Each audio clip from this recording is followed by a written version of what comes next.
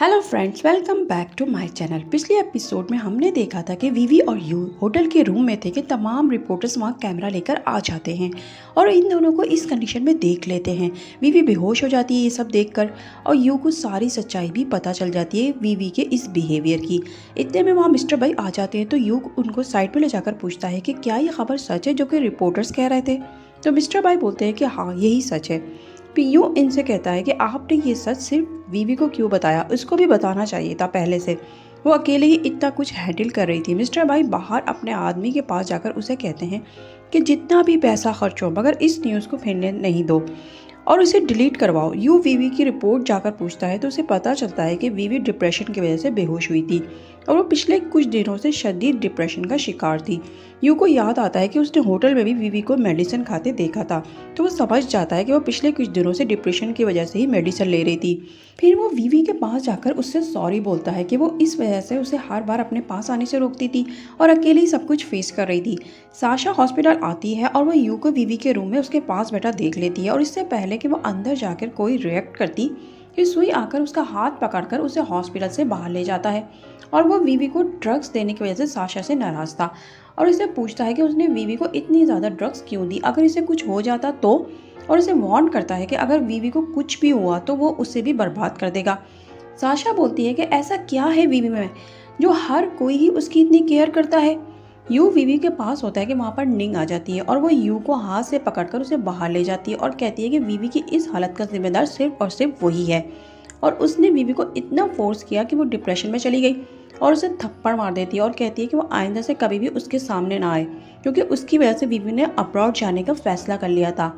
यूँ बहुत ज़्यादा परेशान था कि मिस्टर बाय उसके पास आते हैं और उसे बोलते हैं कि रात बहुत ज़्यादा हो गई है, उसे अब रेस्ट करना चाहिए। मगर यूँ मना कर देता है कि वो उसे अकेला छोड़ दे, उसे नींद नहीं आ रही, जब आएगी तो वो चला जाएगा। फिर वो बार में बैठकर वीवी की सारी बातें सोचने लगता है कि इन दोनों की रिलेशनशिप में आने के बाद वीवी कितनी ज़्यादा खुश रहती थी और वो दिन भी कितने खूबसूरत थे और फिर कुछ दिन बाद से ही वीवी का बिहेवियर स्ट्रेंजर की तरह हो गया था। फिर वो ये बात कंफर्म करने के लिए डीएनए टेस्ट करवाने का फैसला करता है और अपने जूनियर को बोलता है कि वो जल्द से जल्द उसे इस डीएनए की रिपोर्ट ला कर दे। वीवी होश में आती है निंग से पूछती है कि उस न्यूज़ का क्या हुआ, तो निंग उसे बताती है कि वो बिल्कुल भी टेंशन ना ले, मिस्टर बाई ने बहुत सारा पैसा खर्च करके उस न्यूज़ को हर जगह फैलने से रुकवाया है। मिस्टर बाई यू को बोलते हैं कि उन्होंने उसकी और साशा की वेडिंग की तमाम तैयारी कर ली है क्योंकि उन्होंने इस न्यूज़ को फैलने से रुकवाया है और अगर वो साशा से जल्द शादी कर लेता है तो तमाम मीडिया वालों के लिए ये न्यूज़ फेक हो जाएगी। मगर यू को सिर्फ और सिर्फ उस डीएनए की रिपोर्ट का इंतज़ार होता है और जब वो रिपोर्ट आती है तो उसमें क्लियर हो जाता है कि वीवी उसकी एल्डर सिस्टर ही है और मिस्टर बाई सच बोल रहे थे। और ये पता चलते ही यू हिम्मत करके वीवी के पास जाता है तो वो उसका ही वेट कर रही थी। यू जाकर उसको तंग करने पर सॉरी बोलता है और कहता है कि वो उसको हमेशा प्रोटेक्ट करेगा और उसको पहली बार सिस्टर बोलता है, जिस पर वीवी बड़ी मुश्किलों से अपने ऊपर कंट्रोल करती है और उसके जाते ही वो बहुत ज़्यादा रोने लग जाती है और यू भी बाहर जाकर रोने लगता है क्योंकि उसे ये बात एक्सेप्ट करना बहुत ज़्यादा मुश्किल लग रहा था। वीवी के हॉस्पिटल से डिस्चार्ज होने पर सुई उसे घर तक छोड़ने आता है। फिर उसे रिलैक्स होने के लिए वो नींद की टैबलेट देता है ताकि वो आराम से अपनी नींद पूरी कर ले और रेस्ट करे।